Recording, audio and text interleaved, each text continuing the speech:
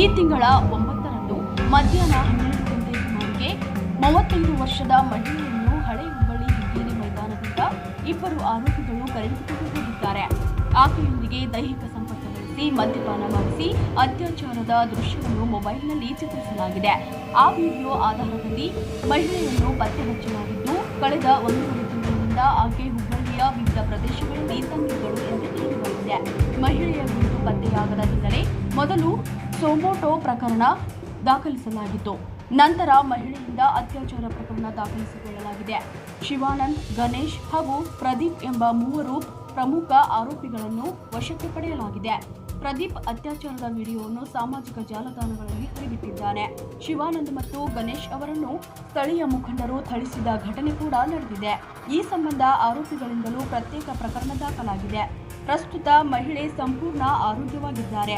ಗಂಡನೊಂದಿಗೆ ನಡೆದ ಕಲಹದ ಹಿನ್ನೆಲೆ ಹುಬ್ಬಳ್ಳಿಗೆ ಆಗಮಿಸಿದ್ದಳು. ಸಿದ್ಧಾರೂಢ ಮಠದಲ್ಲಿ ಊಟ ಮಾಡಿಕೊಂಡು ಭಿಕ್ಷೆ ಬೇಡುತ್ತಾ ತಿರುಗುತ್ತಿದ್ದಳು ಎಂದು ಪೊಲೀಸರು ತಿಳಿಸಿದ್ದಾರೆ. ಮಹಿಳೆಯ ಗಂಡ ಶಿವಮೊಗ್ಗ ಜೈಲಿನಲ್ಲಿ ಮತ್ತೊಂದು ಪ್ರಕರಣದ ಆರೋಪಿಯಾಗಿ ಬಂಧನದಲ್ಲಿದ್ದಾನೆ ಎಂದು ಪೊಲೀಸ್ ಆಯುಕ್ತ ಎನ್ ಶಶಿಕುಮಾರ್ ಮಾಹಿತಿ ನೀಡಿದ್ದಾರೆ. ಶಿವಾನಂದ್ ಮತ್ತೆ ಗಣೇಶ್ ಇಬ್ಬರು ಏನಿದ್ದಾರೆ, ನಾನು ಹೇಳಿದಂಗೆ ಇದು ಈ ನಮ್ಮ ಓಲ್ಡ್ ಹುಬ್ಳಿ ಭಾಗದಲ್ಲಿ ಒಂದು ಸ್ಮಾಲ್ ಪಾಕೆಟ್ ಅಲ್ಲಿರುವಂಥ ಒಂದು ಚಿಕ್ಕ ಸಮಾಜ ಇದು. ಸೊ ಆ ಸಮಾಜ ಭಾಳ ಕಷ್ಟಪಟ್ಟು ದುಡ್ಕೊಂಡು ತಿನ್ನುವಂಥ ಸಮಾಜ. ದಿನ ಬೆಳಗ್ಗೆ ಆದರೆ ಭಾಳ ಕಷ್ಟಪಟ್ಟು ಹೋಗಿ ದುಡಿಮೆ ಮಾಡಿಕೊಂಡು ಮತ್ತೆ ರಾತ್ರಿ ಬಂದು ಮನೆ ಸೇರ್ಕೊಳ್ಳುವಂಥ ಸಮಾಜ. ಈ ಥರ ಎಲ್ಲ ಕೃತ್ಯಗಳನ್ನ ನಮ್ಮ ಸಮಾಜದವ್ರು ಮಾಡಿದ್ದಾರೆ ಅಂತಂದರೆ ನಾಳೆ ದಿನ ನಮ್ಮ ಸಮಾಜಕ್ಕೆ ಒಂಥರ ಅವಮಾನ ಆಗುತ್ತೆ, ಸಮಾಜದ ಬಗ್ಗೆ ತಪ್ಪು ಭಾವನೆ ಬರುತ್ತೆ ಅಂತಂದು ಹೊಡೆದಂಥ ಸಂದರ್ಭದಲ್ಲಿ ಅಲ್ಲಿ ಭಾವನಾತ್ಮಕವಾಗಿ ಕೆಲವರು ಅವನ್ನ ಕೂದಲು ತೆಗೆಯೋದು ಅದೆಲ್ಲ ಪ್ರಯತ್ನಗಳು ಮಾಡಿದ್ದಾರೆ. ಅದೊಂದು ಪ್ರಕರಣ ದಾಖಲು ಮಾಡ್ಕೊಂಡಿದ್ದೀವಿ. ಪ್ರಕರಣ ದಾಖಲು ಮಾಡ್ಕೊಂಡು 4 ಜನನ ವಶಕ್ಕೆ ಕೂಡ ತೊಗೊಂಡಿದ್ದೀವಿ. ಯಾವ ಕಲಂಗಳಲ್ಲಿ ಅವ್ರನ್ನ ಅಗತ್ಯ ಕಾನೂನು ಕ್ರಮ ಕೈಗೊಳ್ಳಬೇಕು ನೋಡ್ಕೊಂಡು ಅಗತ್ಯ ಕ್ರಮ ಕೈಗೊಳ್ತೀವಿ. ನಾನು ಈ ಕುರಿತಾಗಿ ಕಾರ್ಪೊರೇಷನ್ ಕಮಿಷನರ್ ಅವರು ಕೂಡ ಮಾತಾಡಿದ್ದೀನಿ.